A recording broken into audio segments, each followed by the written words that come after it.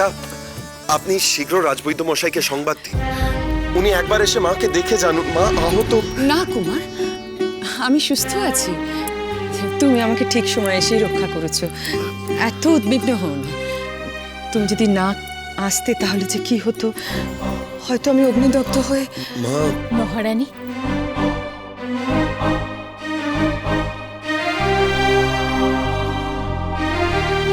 যুবরাজের সাহসের সত্যিই কোনো তুলনা হয় না মহারানী। উনি যেভাবে নিজের জীবন তুচ্ছ করে দস্যুদের হাত থেকে আমাদের প্রাণ রক্ষা করেছেন, যে অসীম সাহসিকতায় দস্যুদের সাথে লড়াই করেছেন, তা কেবলমাত্র একজন মহান মানুষের পক্ষেই সম্ভব।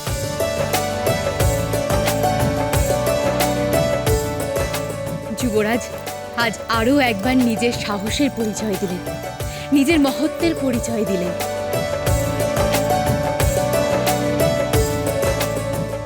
না রাজকুমারী মোহিনী, এতে মহত্বের কিছুই নেই।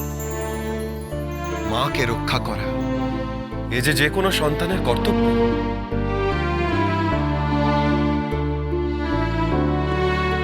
যুবরাজ পৃথ্বীরাজের কর্তব্য নিষ্ঠা সত্যি অতুলনীয়।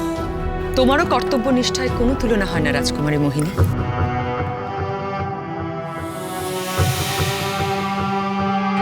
আজ তুমি যেভাবে আমাদের অমৃত নগরীকে রক্ষা করেছো, আমরা প্রত্যেকে তোমার কাছে চিরঋণী হয়ে রইলাম।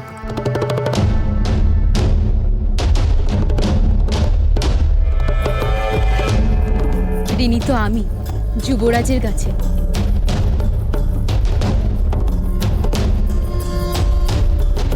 সেই ঋণ আমি আমার সামান্য কার্য দিয়ে কোনোদিনও শোধ করতে পারবো না মহারানী।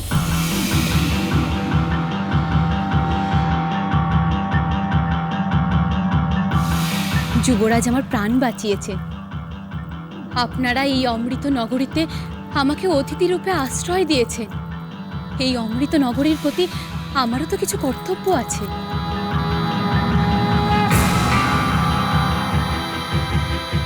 আর আমার যা কিছু কৃতিত্ব সবই আপনাদের আশীর্বাদের সুফল মাত্র।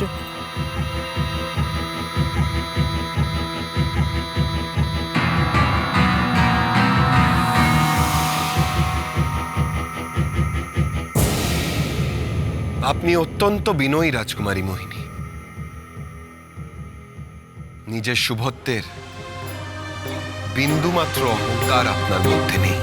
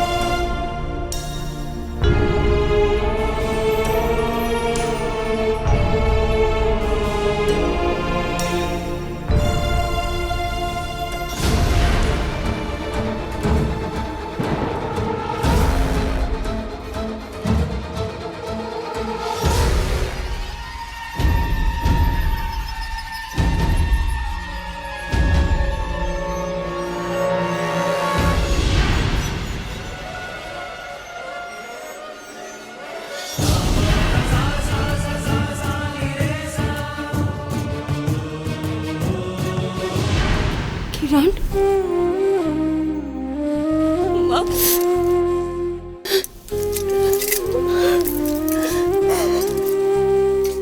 কেন আমি পারলাম না মা?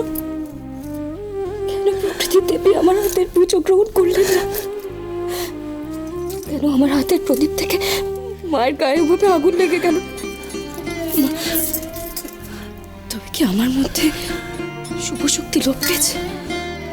আমার নিষ্ঠায় কোথাও কোনো ত্রুটি হচ্ছে? কেন এভাবে বলছিস কিরণ? এটা তো নিছক দুর্ঘটনা। এটা আমার শুধুমাত্র দুর্ঘটনা বলে মনে হচ্ছে না। আমার মন বলছে আমি হয়তো এই অমৃতনগরীর জন্য শুভ নই। এসব এসব বলিস না কিরণ।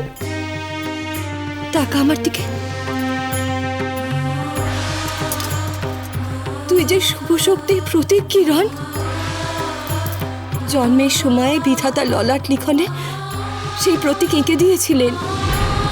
তোর অন্তরের শুভ শক্তি রাক্ষসদের অশুভ শক্তিকে দমন করেছে, কটকটির মতো রাক্ষসীকে ধ্বংস করেছে।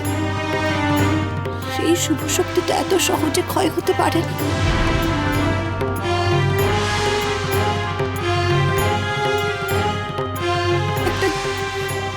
একটা নিছক দুর্ঘটনার জন্য নিজেকে দায়ী করে কেন এইভাবে মনে মনে কষ্ট পাচ্ছিস তুই কিরণ?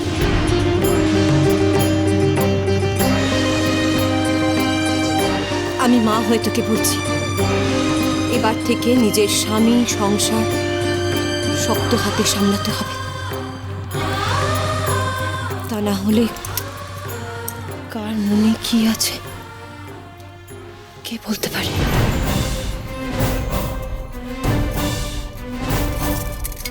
তুই খুব ক্লান্ত কিরণ, এখন একটু বিশ্রাম নে।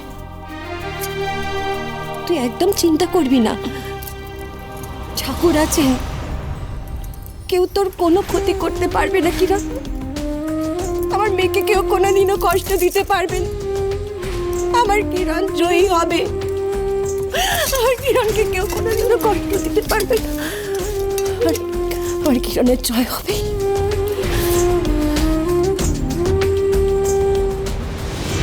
আমি যে আপনাকে কি বলে ধন্যবাদ জানাবো আমি সত্যি জানি না রাজকুমারী মোহিনী।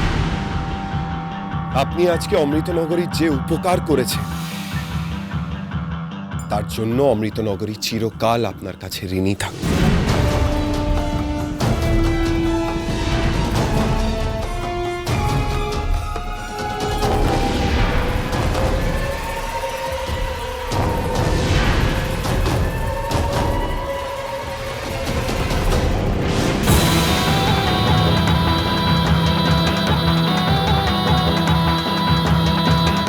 কি বলছেন যুবরাজ?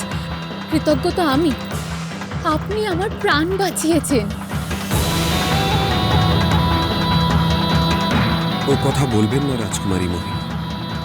একজন বিপন্ন নারীকে রক্ষা করা যে কোনো পুরুষেরই কর্তব্য।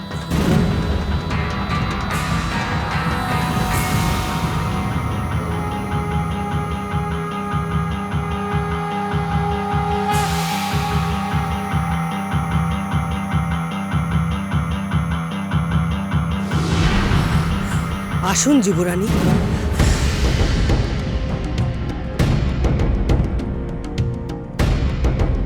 রাজকুমারী মোহিনী,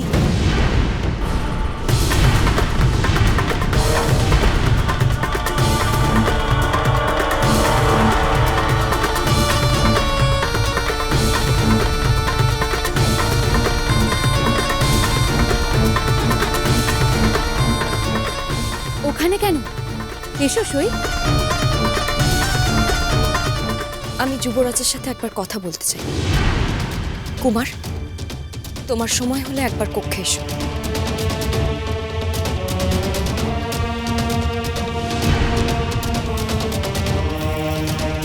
যুবরাজ, উনি আপনার স্ত্রী, ওনার ডাক উপেক্ষা করে আপনার এখানে থাকাটা ঠিক না। আমি কখন কোথায় যাব তা আমার স্ত্রী ঠিক করবে না।